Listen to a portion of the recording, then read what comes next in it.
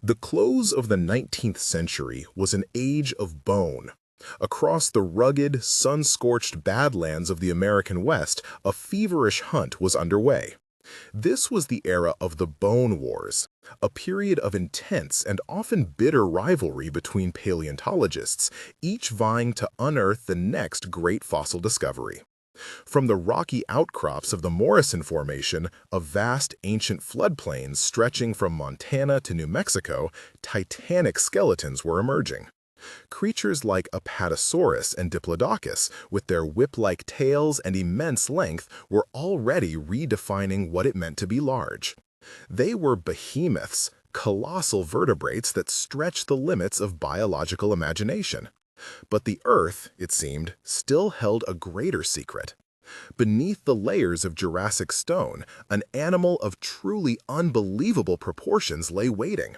A creature that would not just stretch the known limits of life, but shatter them completely. The stage was set for a discovery that would forever alter our perception of the age of dinosaurs and the giants who ruled it. In the summer of 1900, a determined paleontologist named Elmer S. leading an expedition from Chicago's Field Columbian Museum, ventured into the formidable canyons of western Colorado. His mission was to find a spectacular dinosaur skeleton for the museum's growing collection, something to rival the treasures being unearthed by his East Coast counterparts. The work was grueling. Under the relentless sun, Riggs and his small team prospected the arid landscape of the Grand River Valley, a place now known as Riggs Hill in his honor. They surveyed the layers of sedimentary rock, a silent library of deep time, searching for the telltale signs of fossilized bone weathering out of the cliff faces. Days turned into weeks of painstaking labor, with little to show for it beyond smaller, more common fossils. They were hunting for a giant, but the landscape was stingy with its secrets. What they were about to find, however, was not merely the giant they sought, but a new kind of giant altogether, one whose anatomy would challenge the very foundations of sauropod science. The breakthrough came not with a roar, but with the quiet clink of a prospector's hammer against stone. Riggs's field assistant, H. William Menke, called out. He had found something. It was a bone, but its scale was bewildering. As they carefully chipped away the surrounding rock, the true dimensions of the fossil were revealed. It was a humerus, the upper arm bone, and it was over 2 meters long, taller than a man. Riggs immediately knew this was something extraordinary. He had seen the bones of Apatosaurus and Diplodocus, but this was different. It was not just long, it was incredibly robust and significantly longer than the femur or thigh bone found nearby. This contradicted the established sauropod body plan, which typically featured longer hind limbs than forelimbs, like most terrestrial animals. This single bone was an anatomical riddle that hinted at a creature with a posture unlike any dinosaur known to science. A titan that held its shoulders higher than its hips, a veritable mountain of flesh and bone. Excavating the colossal remains was a monumental task. Each bone, weighing hundreds of pounds, had to be painstakingly jacketed in plaster and burlap, then hauled by horse-drawn wagons over rough terrain to the nearest railway. Back in the laboratory in Chicago, the slow and delicate work of preparation and study began. As Riggs pieced together the evidence, the animal's unique form became clear. The astonishing length of the humerus, combined with other forelimb elements, confirmed his field suspicion. This dinosaur had front legs that were substantially longer than its back legs. This would have given it a steeply inclined back, sloping down from its massive shoulders to its hips. Its entire torso was built like a giraffe, designed to elevate its head and neck to unprecedented heights. This profound insight led Riggs to give the creature a fitting name. In 1903, he christened it Brachiosaurus altithorax. Brachiosaurus, meaning arm lizard, in direct reference to its remarkable forelimbs, and altithorax, meaning deep chest, for its immense barrel-like rib cage. The announcement of Brachiosaurus altithorax sent waves through the scientific community. While dinosaurs like Diplodocus were famed for their incredible length, Brachiosaurus introduced a new dimension to gigantism, height. It wasn't just another long sauropod, it was a towering skyscraper of an animal, estimated to stand nearly 13 meters tall and weigh upwards of 50 tons. Its high-shouldered, giraffe-like posture was a radical departure from the horizontal, low-slung profiles of its Morrison Formation contemporaries. This discovery forced a complete recalibration of what was thought possible for a land animal. It demonstrated that sauropods had evolved diverse body plans to exploit different ecological niches, with Brachiosaurus specializing as a high browser, reaching vegetation far above the grasp of other herbivores. The fossil from Riggs Hill was incomplete, but it was enough to paint a picture of a creature that redefined the very concept of dinosaur, solidifying their image in the public consciousness as the most magnificent and massive creatures to have ever walked the earth. The story of the arm lizard did not end in Colorado. Just a few years after Riggs's discovery, a world away in German East Africa, now Tanzania, German paleontologists working at a fossil site called Tendaguru began unearthing a treasure trove of Jurassic dinosaurs. Among them were the remains of a sauropod strikingly similar to Brachiosaurus, but far more complete. This African species, later named Giraffe-titanbranchi, provided a stunningly detailed look at the brachiosaurid anatomy. With a nearly complete skeleton to study, scientists could reconstruct the animal with newfound confidence. The subsequent mounting of a composite Giraffe-titan skeleton at the Museum für Naturkunde in Berlin created a global icon. For decades, it stood as the tallest mounted dinosaur skeleton in the world, a breathtaking testament to the sheer scale of these animals. The discoveries on two separate continents revealed that these high-browsing titans were a successful and widespread group during the Late Jurassic, their towering forms a common feature of landscapes from North America to Africa, all united on the supercontinent of Pangaea. The unearthing of Brachiosaurus was more than just the discovery of another fossil. It was a paradigm shift. It established a new benchmark for size and power in the terrestrial realm, a benchmark that would hold for much of the 20th century. Brachiosaurus captured the human imagination, becoming a cultural ambassador from a lost world. Its unique silhouette, the long, graceful neck reaching skyward from a powerful, high-shouldered body, became emblematic of the awe and wonder of the dinosaur age. Elmer Riggs's find in a sun-baked Colorado canyon did more than give a museum its centerpiece. It gave the world a new icon of prehistoric life.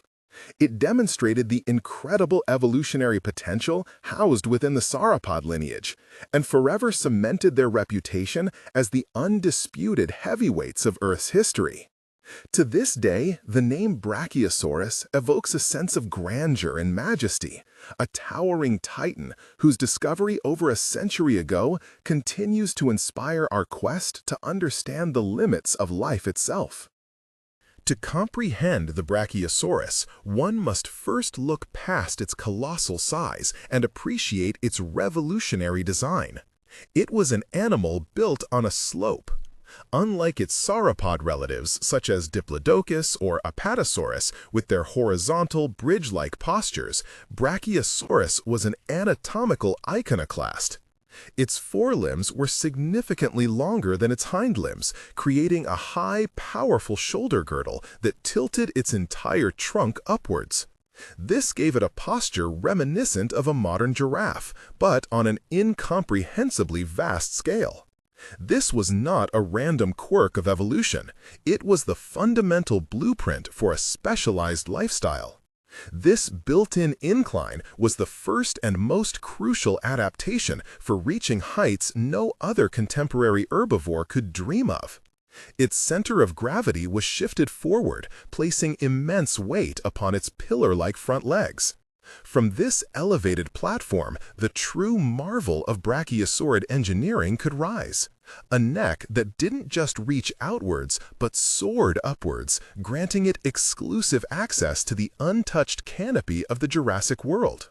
This was not simply a large dinosaur. It was a living siege tower designed by nature for vertical dominance.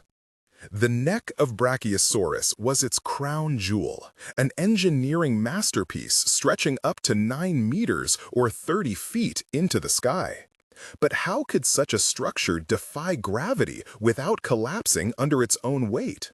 The secret lies within its skeletal architecture. The cervical vertebrae, the bones forming the neck, were models of efficiency. They were not solid bone. Instead, they were extensively hollowed out by a complex system of air sacs, a feature known as pneumaticity, shared with modern birds. These internal air pockets drastically reduced the weight of the neck by as much as 60%, making it a feasible structure.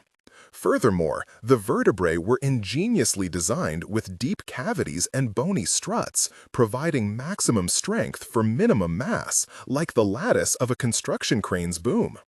Running along the top of these vertebrae was a colossal nuchal ligament, a thick, elastic band of tissue stretching from the back to the skull. This ligament acted as a passive support system, a massive biological suspension cable that helped hold the neck aloft with minimal muscular effort, allowing the Brachiosaurus to maintain its high browsing posture for hours on end.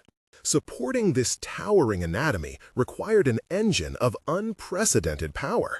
To pump blood 9 meters straight up to its brain, Brachiosaurus needed a heart of extraordinary size and strength. While no fossilized heart has ever been found, biomechanical models and comparisons with living animals allow us to speculate on its incredible capabilities. It would have been a muscular behemoth, perhaps weighing up to 400 kilograms, the size of a grand piano, beating with slow, thunderous rhythm. The physiological challenge is staggering. To overcome the immense gravitational pressure, the Brachiosaurus would have required a systemic blood pressure perhaps 3 to 4 times higher than that of a human. Its arteries would have been massive, reinforced with thick muscular walls to withstand this incredible force. Some paleontologists even theorize it may have possessed a series of smaller auxiliary hearts or powerful valves along the neck to help relay the blood skyward. Whether a single super pump or a supported system, the heart of Brachiosaurus represents one of the most extreme cardiovascular adaptations ever to have evolved on Earth, a biological pump operating at pressures that would be instantly fatal for almost any other creature. Oxygenating a body of this magnitude presented another significant hurdle. The sheer volume of air required to fuel its metabolism was immense. A simple mammalian-style in- and out-breathing system would likely have been too inefficient. Here again, Brachiosaurus looked to the birds for a solution. Evidence from the hollow spaces in its vertebrae suggests it possessed a sophisticated avian-like respiratory system. This wasn't just about lightweight bones. These cavities were extensions of a network of air sacs throughout its body cavity. This system would have allowed for a continuous, one-way flow of fresh, oxygenated air across the surfaces of its relatively small, rigid lungs. Old, deoxygenated air wouldn't have mixed with incoming fresh air, maximizing oxygen extraction with every breath. This hyper-efficient gas exchange was vital for sustaining the energetic demands of such a large, active animal. It also provided a secondary benefit. The air sacs acted as an internal cooling system, helping to dissipate the vast amounts of heat generated by its massive body and muscles, preventing the dinosaur from overheating in the warm Jurassic climate.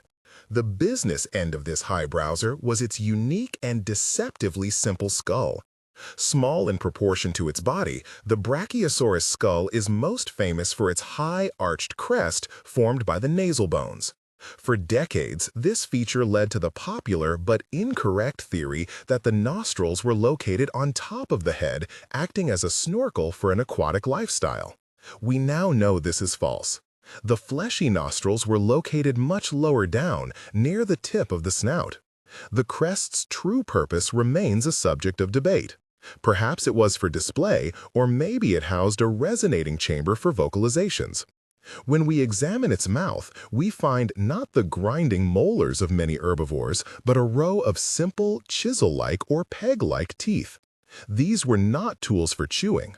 Brachiosaurus was a bulk feeder.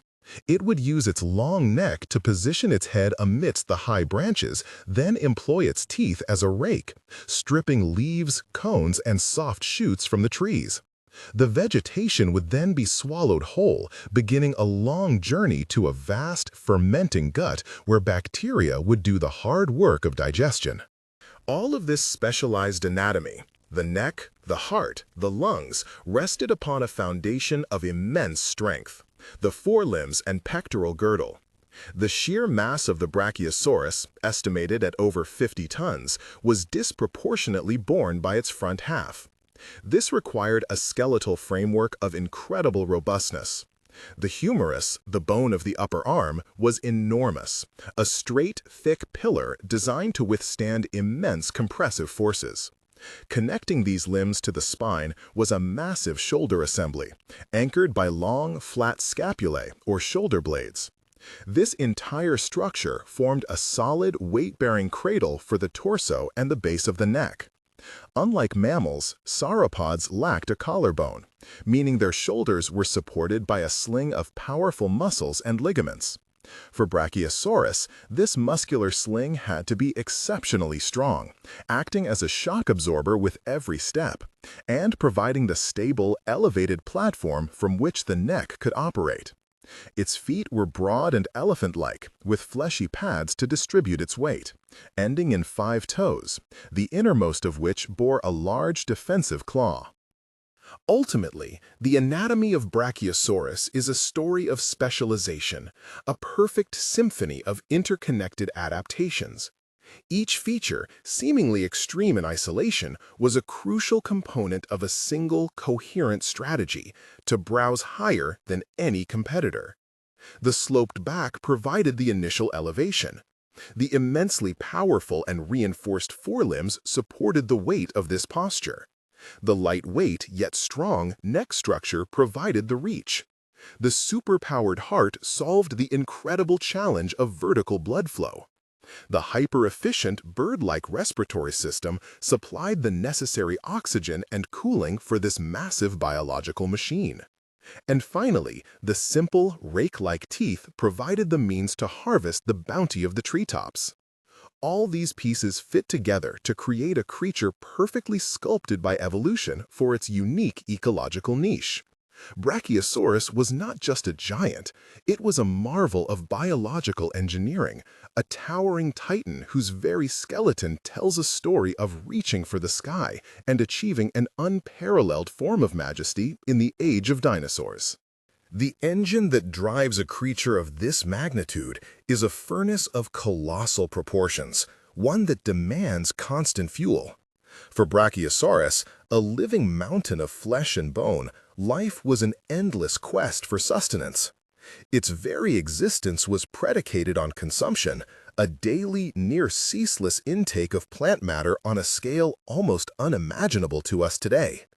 To power its 30-ton body, to pump blood up its incredible 20-foot neck to its brain, and to simply maintain its body temperature, this titan had to process a staggering amount of vegetation. But the Jurassic world was not an endless, uniform buffet.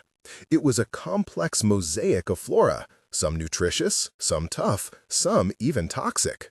So, how did this giant navigate its environment? What specific items were on the menu at this prehistoric salad bar? The answer lies not in brute force, but in a suite of highly specialized adaptations, from the tips of its teeth to the very depths of its gut. It was a selective connoisseur, an architect of its own ecosystem, whose dietary choices shaped the very forests it called home. Understanding what it ate is to understand the secret of its titanic success. The first clues to any animal's diet are found in its mouth.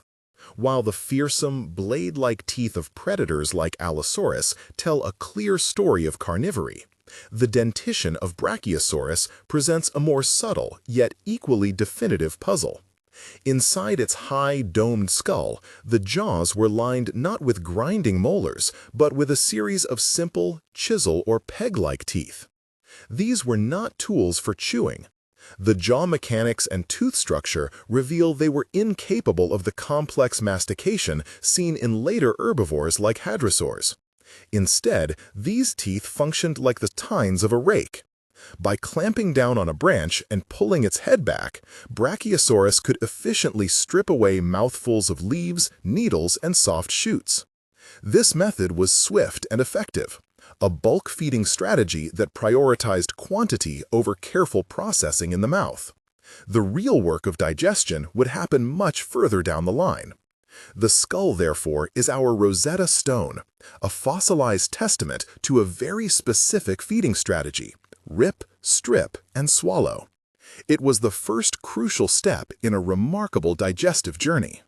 With its head held high, often more than 30 feet above the ground, Brachiosaurus had exclusive access to a banquet unavailable to almost all of its contemporaries. It was a high browser, a specialist of the canopy. The dominant trees of the Morrison Formation, its home environment, were towering conifers, ancient relatives of modern araucaria, pines, and redwoods. These colossal trees, reaching heights of over 100 feet, formed the upper story of the Jurassic forest.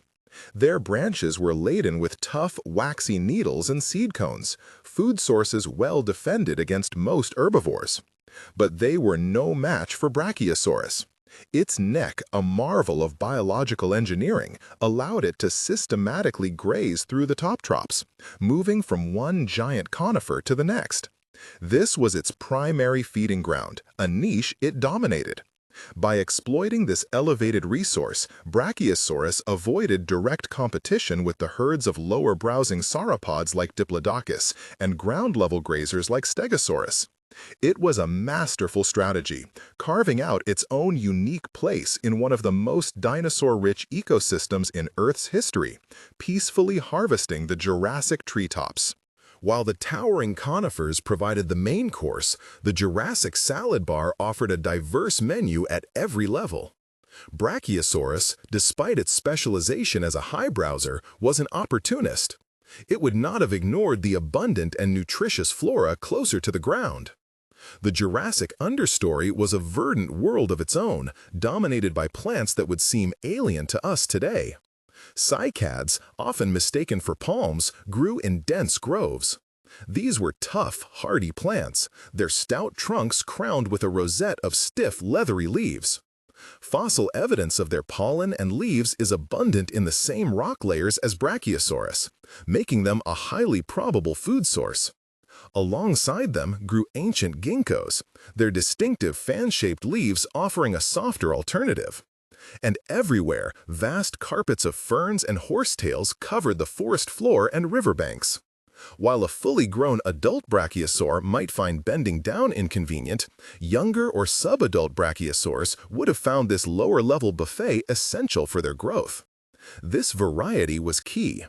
A mixed diet of tough conifer needles, leathery cycad fronds, and softer ferns provided a broader range of nutrients essential for maintaining such an enormous body.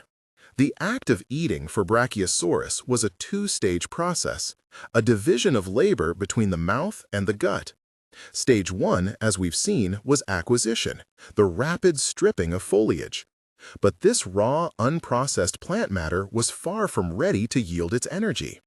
Conifer needles and cycad fronds are notoriously fibrous and difficult to break down.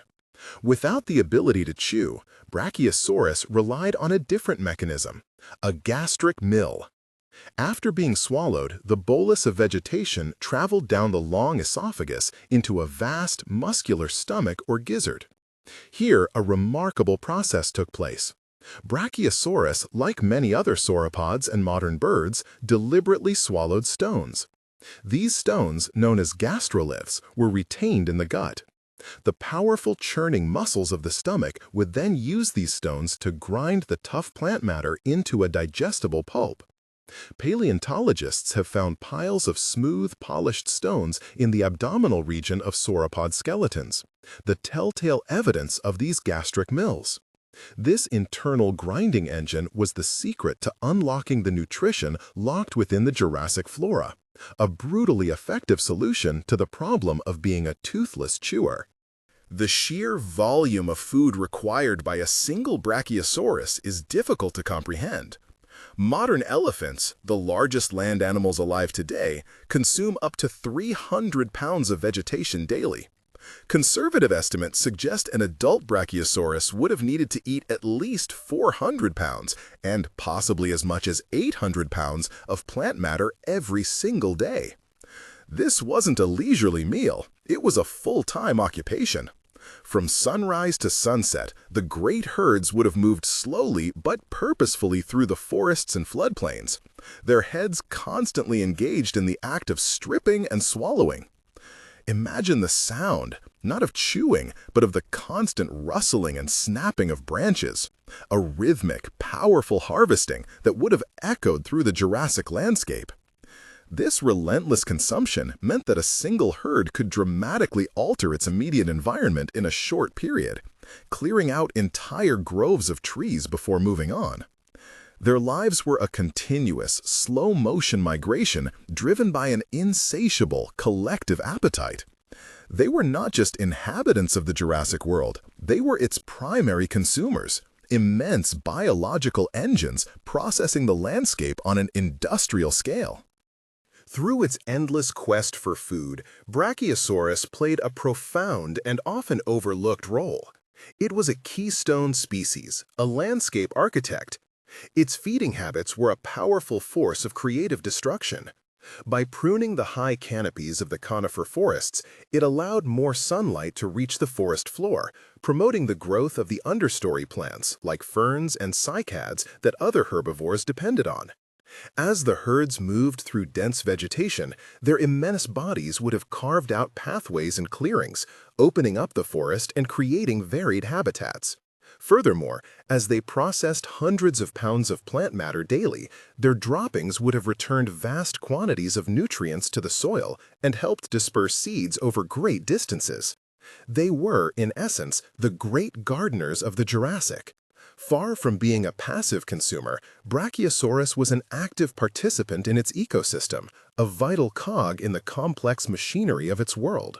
The towering titan was not just sustained by the Jurassic salad bar, it was instrumental in cultivating it, ensuring the health and diversity of the very environment that allowed it to thrive on such a magnificent scale.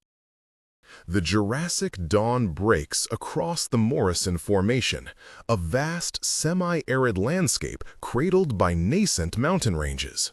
Light, the color of liquid gold, spills over the horizon, chasing away the cool shadows of the night. Here, among forests of towering conifers, cycads, and immense tree ferns, the silence is broken not by a roar, but by a slow, rhythmic stirring. It is the waking of titans. A herd of Brachiosaurus altithorax begins its day. Their necks, like the masts of colossal ships, rise slowly towards the sky. These are not merely large animals, they are living, breathing ecosystems, their scale defying modern comprehension. The herd is a multi-generational tapestry, a moving fortress of flesh and bone. Towering adults, some weighing over 50 tons, stand shoulder to shoulder with their smaller, yet still enormous offspring. For these juveniles, the herd is their entire world, a shield against the dangers of this primeval landscape. Their survival depends entirely on the collective strength and vigilance of the giants who guide them through the first light of a new day. The air hums with a low-frequency rumble, a form of communication far below our own hearing range, as the herd prepares to move. The primary driver of this colossal herd is an insatiable, unending hunger. To fuel a body the size of a multi-story building, a Brachiosaurus must consume hundreds of kilograms of plant matter every single day. Their movement is therefore not a wander, but a purposeful procession towards the richest feeding grounds. Their destination, the high canopy. Unlike their lower-browsing sauropod relatives, Brachiosaurus was uniquely adapted for life as a treetop specialist. Its longer front legs and steeply inclined back transformed its entire body into a cantilevered platform, elevating its shoulder height to an incredible 6 meters. From this stable base, its magnificent neck, a marvel of biological engineering, could crane upwards, reaching heights no other contemporary herbivore could touch. Here, in the sun-drenched crowns of Araucaria and ginkgo trees, was an exclusive, untouched bounty. Using its broad muzzle and spatulate, peg-like teeth, the animal would not chew, but strip entire branches of their foliage in a single, efficient motion. The plant matter was swallowed whole, beginning a long journey into a vast fermentation chamber of a gut where bacteria would do the hard work of digestion. Life in the Morrison was perilous, and for a young Brachiosaurus, solitude meant certain death. The herd was not merely a convenient gathering, it was a complex, organized society, the cornerstone of their survival strategy. Within this moving citadel, a distinct social structure is apparent. The largest, most experienced adults form a living perimeter, their immense bodies a near impenetrable wall. Juveniles and younger adults are kept safely within this protective cordon, shielded from the ever-present threat of predators. Communication is constant, though often subtle. A flick of a tail, a shift in posture, or the deep infrasonic rumbles that ripple through the ground carry complex messages. A signal to move, a warning of danger, or a reassurance of presence.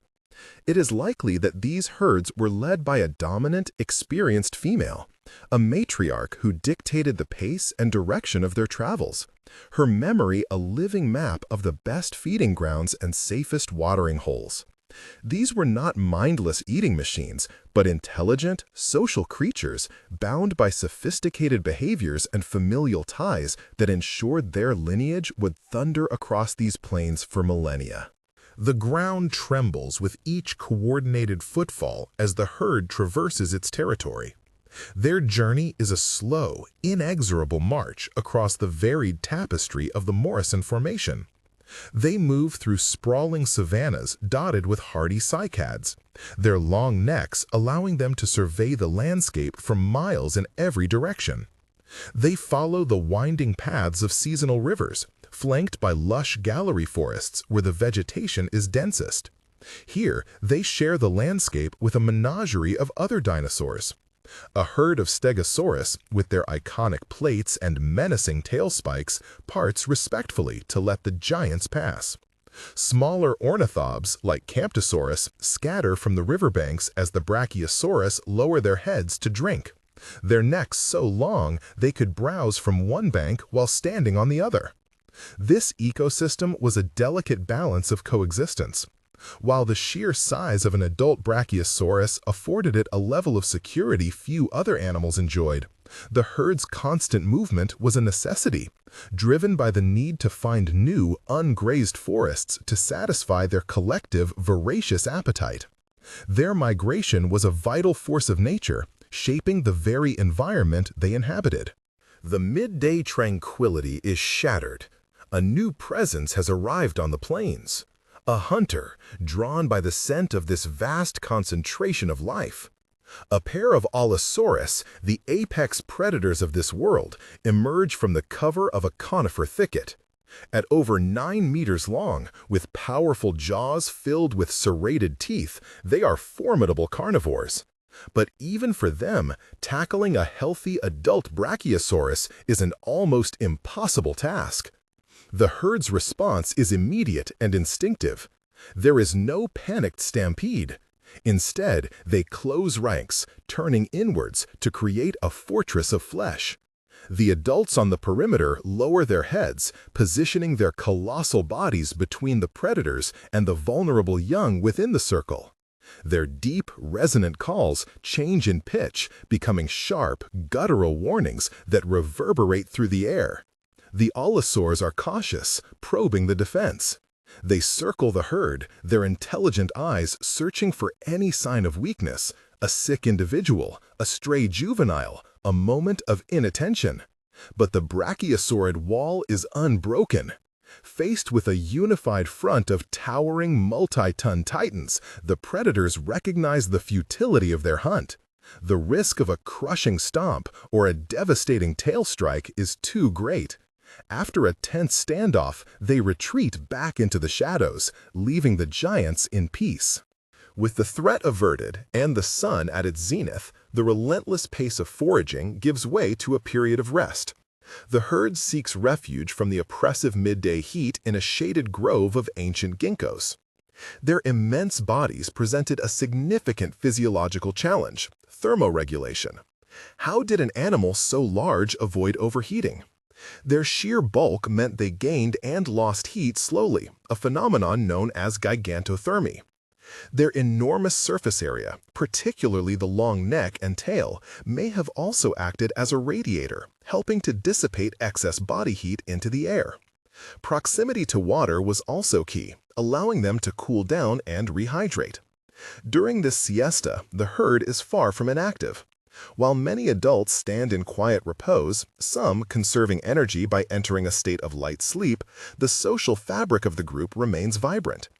Juveniles, with more energy to spare, might engage in gentle, playful shoving matches, learning the skills and strength they will need as adults. A few designated sentinels remain alert, their heads held high above the canopy, scanning the horizon with keen eyesight. This period of calm is crucial, allowing their complex digestive systems to work on the morning's meal and for the herd to recharge before the evening forage begins. As the sun dips below the western peaks, casting long, dramatic shadows across the floodplain, the Jurassic day draws to a close.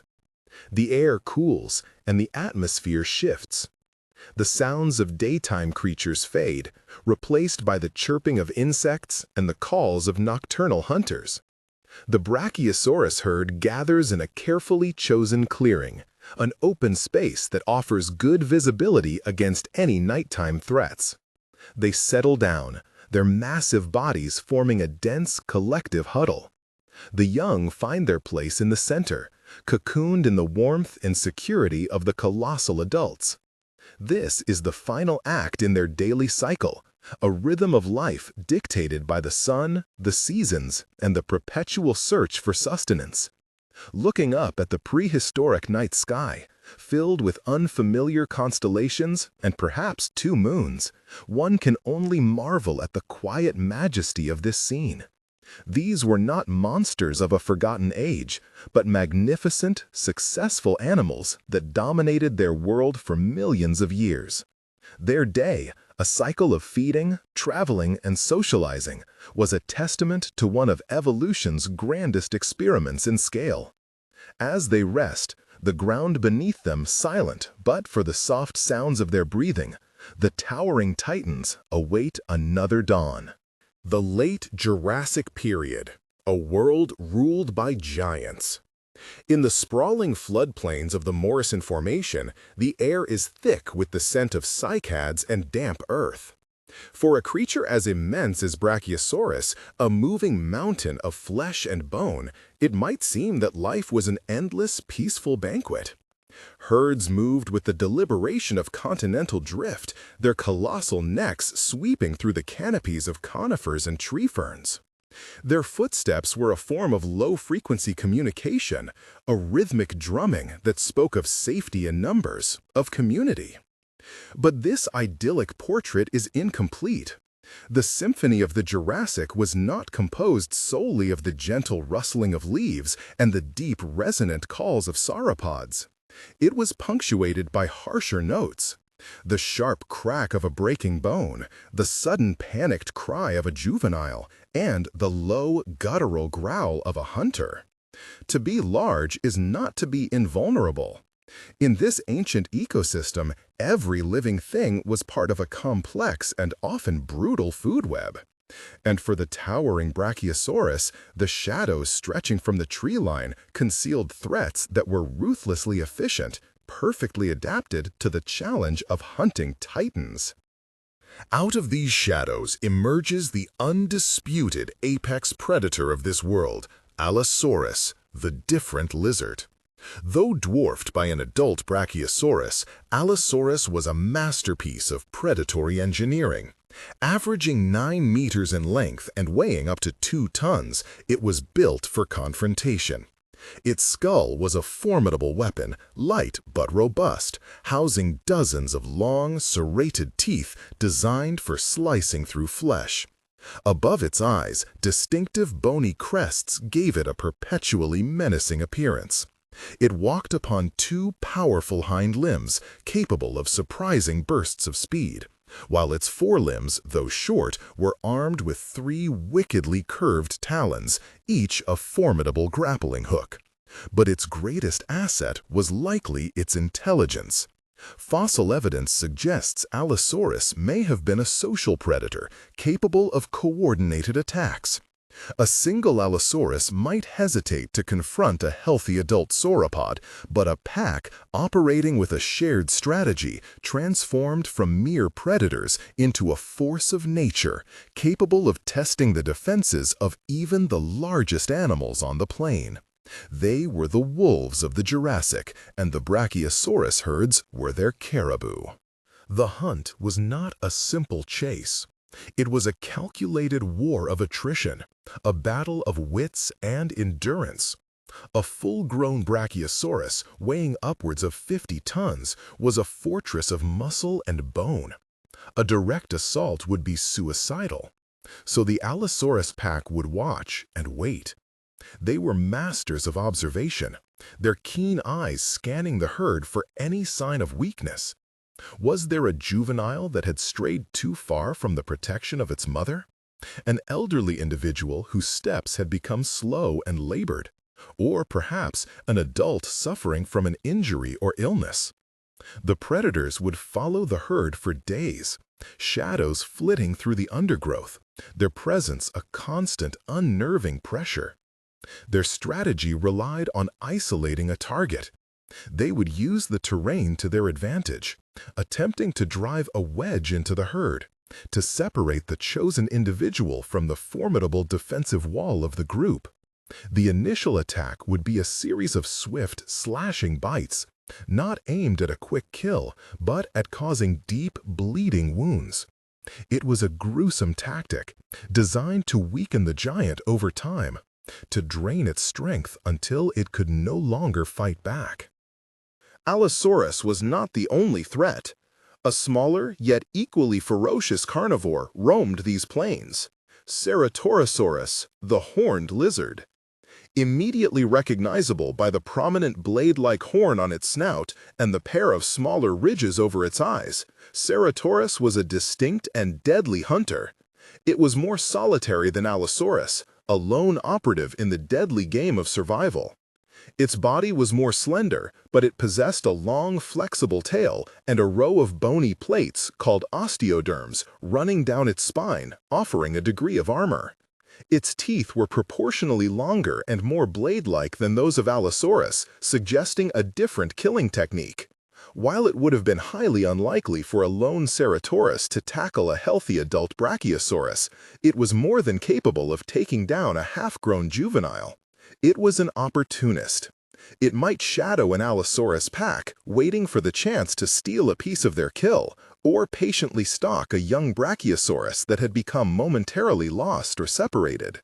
Its unique horn was likely not a weapon, but a display structure for attracting mates, a vibrant and intimidating signal in a world of muted greens and browns. Faced with such relentless threats, Brachiosaurus was far from a passive victim. It possessed a formidable defensive arsenal rooted in its sheer, incomprehensible scale. Its primary defense was its size. To a predator, attacking an adult Brachiosaurus was like trying to fell a sequoia with a pocket knife. Its legs, thick as tree trunks, were not just for support. They were titanic weapons. A single, well-aimed kick or stomp could crush the skull of an Allosaurus instantly. Its tail, while not as specialized as the whiptails of its diplodocid cousins, was still over 20 feet of pure muscle, capable of delivering a blow that could shatter bone and throw a predator to the ground. Then there was the herd. This was a collective defense strategy. When threatened, adults would form a living, moving fortress around the more vulnerable young, their massive bodies creating an impenetrable wall. Their long necks, usually occupied with feeding, would now serve as watchtowers, giving them a high vantage point to track the movements of their attackers. A charge from a panicked or enraged Brachiosaurus would have been one of the most terrifying sights in the Mesozoic, an unstoppable avalanche of flesh that no predator could hope to withstand. Yet, despite these incredible defenses, the predators would sometimes succeed. The fall of a Brachiosaurus was a monumental event, its impact shaking the very ground. Its death, however, was not an end. It was a beginning. The immense carcass, containing tens of thousands of pounds of meat, would become a vital resource for the entire ecosystem. The successful Allosaurus pack would gorge themselves, but they could not consume it all. The scent of the kill would travel for miles, a clarion call to every scavenger in the region. Smaller carnivores, like Ornitholestes, would dart in to snatch scraps when the larger predators were away.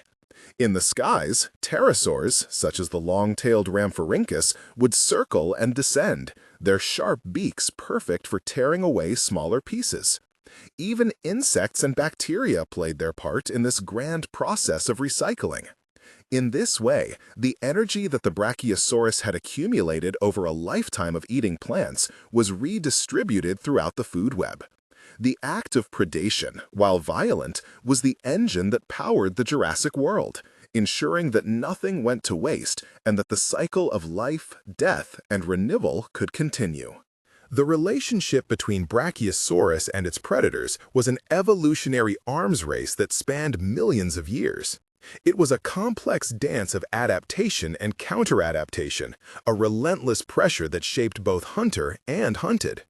The constant threat posed by carnivores like Allosaurus and Ceratosaurus was almost certainly a major evolutionary driver for the sauropod's gigantism.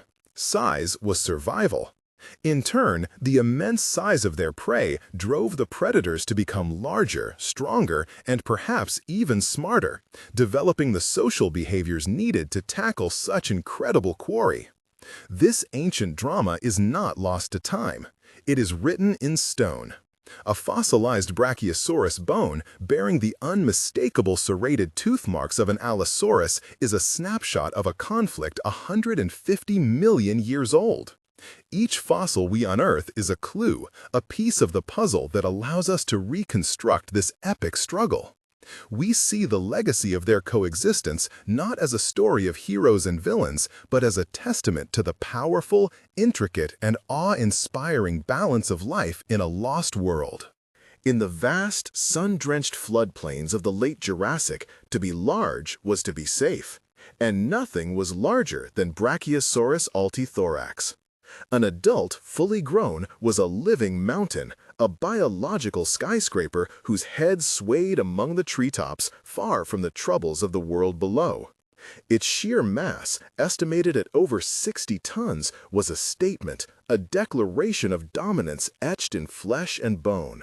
From our human perspective, it's difficult to conceive of a creature so immense. Its legs were like ancient pillars, its neck a crane of incredible length and power, and its body a continent of muscle. For many of the smaller inhabitants of its world, this giant was simply a part of the landscape, as constant and immovable as the distant mountains. It seemed an entity beyond predation, a being whose existence was a force of nature in itself. But the Jurassic was not a tranquil garden. It was a world of tooth and claw, an arena of constant evolutionary struggle. And even for a titan like Brachiosaurus, invincibility was an illusion. The very ecosystem that allowed it to achieve such breathtaking size also forged predators capable of challenging the impossible. The primary threat came from below. A different kind of giant, built not for height, but for terrifying power and speed. Allosaurus fragilis, the different lizard, was the apex predator of this age. While dwarfed by an adult Brachiosaurus, it was a marvel of predatory engineering. Growing up to 12 meters in length, it possessed a massive skull filled with serrated, blade-like teeth. Its arms, though short, were powerful and tipped with 3 fearsome claws, perfect for gripping and tearing. These carnivores were not solitary hunters when facing such colossal prey. Fossil evidence suggests they may have hunted in packs or mobbed their targets, a coordinated assault of relentless ferocity. An individual Allosaurus would be no match for a healthy adult Brachiosaurus, but a group working in concert could test the defenses of even the largest titan. They were cunning, patient, and driven by a hunger that could make them audacious. Their shadows, moving through the fern-choked undergrowth, were a constant reminder that even for the giants, the world was fraught with peril. Their presence introduced a tension into the landscape, a silent question hanging in the humid air. How does a mountain defend itself? The first and most profound defense of a Brachiosaurus was its very essence, gigantism.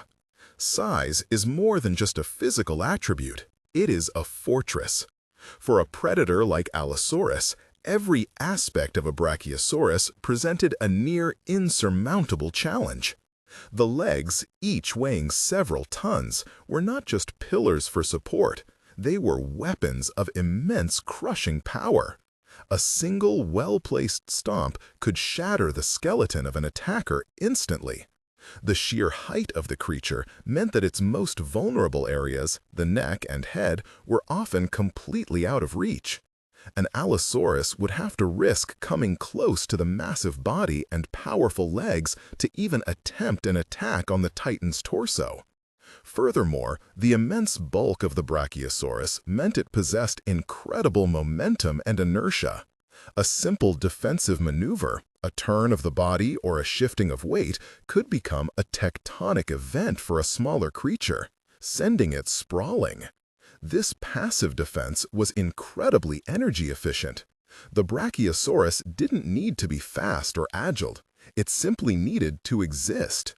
Its size was a constant, powerful deterrent that filtered out all but the most desperate or daring of predators. It was a clear biological message. Attacking me is a monumental risk. While its size was a passive shield, Brachiosaurus also possessed an active, formidable weapon, its tail. Though not as long and whip-like as that of its contemporary, Diplodocus, the tail of a Brachiosaurus was still a hugely powerful instrument of defense. Measuring over 9 meters long and packed with dense muscle and heavy vertebrae, it functioned less like a whip and more like a colossal sweeping club. Anchored to a massive pelvic girdle, the powerful caudofemoralis muscles, which ran from the femur to the tail, could swing this appendage with devastating force. A predator caught by a sweeping blow would suffer catastrophic injuries, broken ribs, crushed skulls, and severe internal damage. A direct hit could be instantly fatal. When threatened, a Brachiosaurus could position its body to keep attackers within the arc of this bludgeon. The sound of it swinging through the air, a deep, resonant whoosh, would have been a terrifying warning. This was not a vestigial limb. It was a carefully evolved piece of defensive armament, a rearguard that ensured any attack from behind would be met with bone-shattering force. The grace of the long neck was balanced by the brutal effectiveness of the powerful tail. Beyond the defenses of an individual, Brachiosaurus relied on the power of the collective.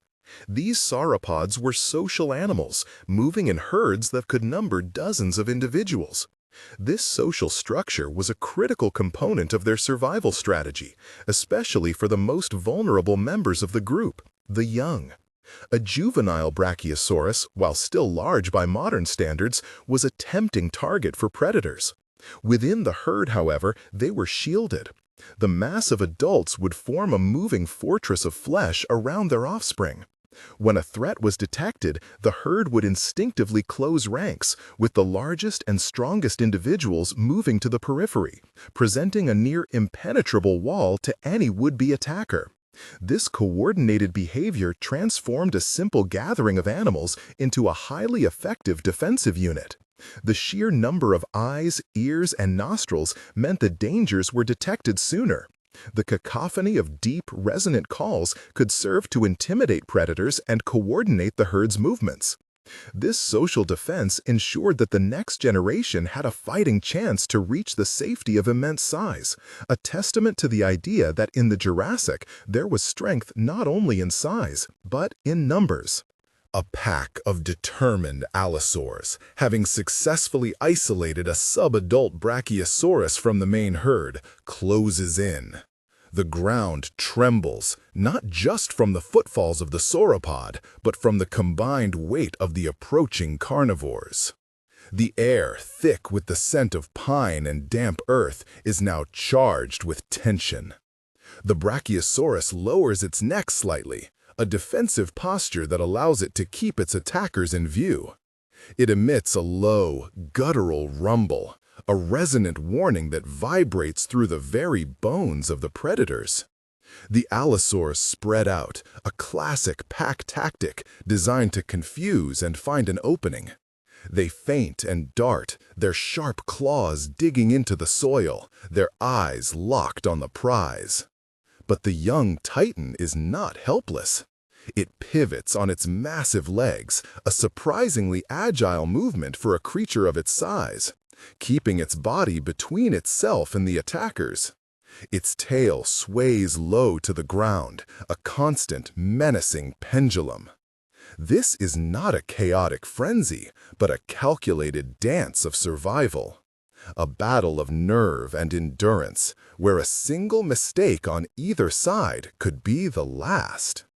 The Allosaurus tests the defenses, probing for weakness, while the Brachiosaurus holds its ground, a bastion of defiance against the encroaching tide of teeth and claws. Often, this powerful display was enough. The risk of injury was too great, the energy expenditure too high. For the Allosaurs, survival was a game of calculation. Attacking a healthy, defiant Brachiosaurus, even a younger one, was a gamble that could result in grievous wounds. A broken jaw or a shattered leg was a death sentence. After a tense standoff, the predators would often retreat, seeking easier, less formidable prey. As they melt back into the shadows of the forest, the Brachiosaurus remains, its breathing heavy, its body resonating with adrenaline. The herd calls in the distance, a sound of reassurance. The titan slowly makes its way back to the safety of the collective, its survival a victory for a defensive strategy perfected over millions of years. This combination of staggering size, a powerful tail, and complex social behavior made Brachiosaurus one of the great success stories of the Mesozoic era. It was a creature that not only grew to dominate its environment through sheer scale, but also possessed the means to actively defend that dominance. Its towering silhouette on the Jurassic horizon was not just a symbol of grandeur, but a testament to the enduring power of a titan's defense. Every reign, no matter how magnificent, must eventually face its twilight. For Brachiosaurus, a titan that had defined the Jurassic skyline for millions of years, the world was beginning to transform in subtle yet inexorable ways. The lush, humid climate that had fueled the vast continent-spanning fern savannas and cycad forests was gradually giving way to new patterns. The delicate balance was shifting. Seasons, once mild and indistinct, were becoming more pronounced, bringing with them periods of dryness that the giants' primary food sources could not withstand. The towering conifers, ginkgos, and tree ferns, the very pillars of their high-browsing diet, began to recede. In their place, the first pioneering flowering plants, angiosperms, started their slow, inexorable march across the landscape. This was an evolutionary innovation that these highly specialized giants were ill-equipped to exploit. It was not a sudden cataclysm, but a slow, creeping environmental drift, a global symphony shifting to a new, unfamiliar key, one that no longer harmonized with the deep, resonant rhythm of Brachiosaurus life. The world that had sculpted them into colossal marvels was now, grain by grain, rewriting the rules for survival. Evolution is a relentless arms race, and even titans can fall behind when the battlefield changes. As the Jurassic gave way to the Cretaceous period, new forms of life rose to prominence, perfectly adapted to this changing world. Other sauropod lineages, particularly the nascent titanosaurs, were emerging. These were more adaptable browsers, with wider muzzles, more robust teeth, and flexible necks that allowed them to feed at multiple levels, not just the highest canopy. They could thrive on the tougher, newer vegetation that Brachiosaurus ignored. The ecological niche that Brachiosaurus had so masterfully dominated, high browsing on specific types of trees, was becoming a gilded cage. Their immense size, once their greatest asset and defense, now demanded a colossal, unwavering supply of a very specific kind of fuel.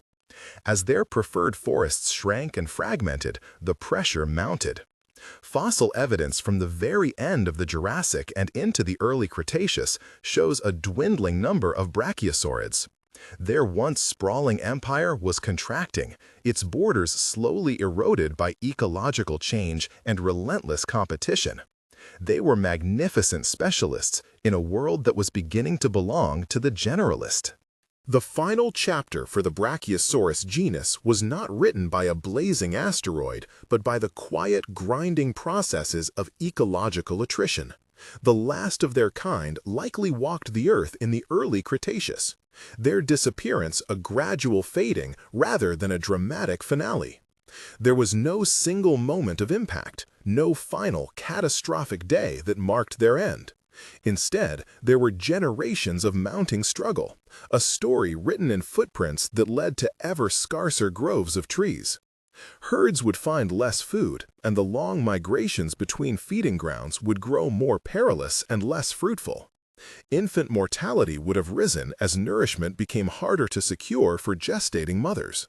The population, unable to sustain its colossal energy needs, would have slowly dwindled, retreating into smaller and smaller pockets of habitable land. The last Brachiosaurus may have died alone, its thunderous footsteps finally falling silent in a world that no longer had a place for it. The extinction of a species is rarely a single event. It is a long, drawn-out process of loss, a story told in diminishing returns, until one day the story and the thunder simply ends. But silence is not the end of the story. For a creature of such magnitude, death was merely the beginning of a new geological journey into immortality. For the miracle of fossilization to occur, a precise and improbable sequence of events must unfold. An animal's remains must be buried rapidly, shielded from the ravages of scavengers, the bleaching sun, and the scattering winds. For a Brachiosaurus, this often meant dying near a river system or on a vast floodplain. When the seasonal floods came, their immense carcasses would be submerged, and layers of silt, sand, and mud would entomb them in an oxygen-poor environment. Over millions of years, the immense weight of accumulating sediment compressed these layers into solid rock. Meanwhile, groundwater, rich with dissolved minerals like silica and calcite, seeped through the porous bone, molecule by molecule. The original organic material was slowly replaced by stone, creating a perfect rocky replica of the original skeleton, an echo of life cast in stone. Each Brachiosaurus fossil is a lottery ticket that won against astronomical odds, a message from a lost world delivered across an ocean of time. For 100 million years, they slept, locked within their rocky tombs, their existence an unguessed secret. Their rediscovery is a story of human curiosity, relentless determination, and a touch of serendipity. It began in the late 19th and early 20th centuries, a heroic age of paleontological exploration. In the rugged, sun-scorched badlands of the American West, within the geological treasure chest known as the Morrison Formation, paleontologists like Elmer S. of the Field Museum unearthed vertebrae the size of small tables and a femur taller than a man. In 1903, grappling with the sheer scale of his find, Riggs formally named this new giant Brachiosaurus altithorax, the deep-chested arm lizard. Simultaneously, on another continent, a German expedition to Tendaguru, in what is now Tanzania, was uncovering a staggering trove of Jurassic fossils, including the breathtakingly complete skeleton of a closely related animal, Giraffe-like. These discoveries were monumental undertakings, requiring immense physical labor, moving tons of rock with pickaxes and dynamite, and painstaking scientific rigor, mapping, jacketing, and transporting bones of unimaginable scale. Humanity was, for the first time, looking upon the true, awe-inspiring scale of the titans who had ruled the ancient world. The discovery of Brachiosaurus didn't just add another name to the roster of dinosaurs. It shattered our perceptions of what was biologically possible and forced us to rethink the very nature of these animals. The sheer engineering of this creature posed a cascade of fascinating scientific questions. How did a heart, possibly weighing over 400 pounds, generate blood pressure powerful enough to push oxygenated blood 30 feet up that colossal neck to the brain? How could its legs, like living pillars, support a weight equivalent to a dozen elephants without crumbling?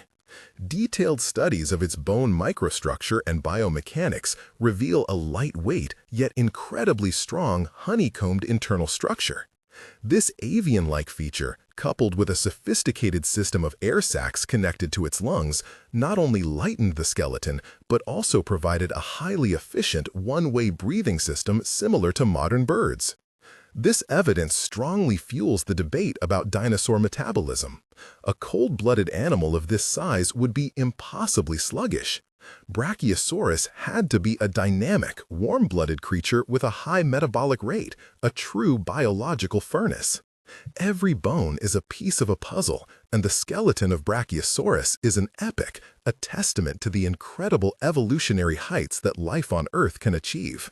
Beyond the laboratory and the quarry, Brachiosaurus has thundered into our collective imagination, becoming an icon of prehistoric majesty. For millions, the definitive encounter with this gentle giant came not in a textbook, but on a cinema screen, where it was brought to life with breathtaking realism, eliciting a sense of wonder that has inspired countless new scientists and dreamers. In museums across the globe, its mounted skeletons command silence and awe. Standing beneath the towering skeleton at the Museum für Naturkunde in Berlin or the Field Museum in Chicago, we are humbled, made to feel small and ephemeral. We are forced to confront the sheer scale of deep time and the incredible, almost alien diversity of life this planet has hosted. Brachiosaurus reminds us that our world was once inhabited by creatures that defy belief, beings that push the boundaries of what we thought possible. They are a symbol of a lost world, but also a profound connection to it. In their fossilized bones, we read the story of our planet's epic past, and in their towering form, we find a timeless source of inspiration, a legacy written not just in stone, but in our enduring and unshakable sense of wonder.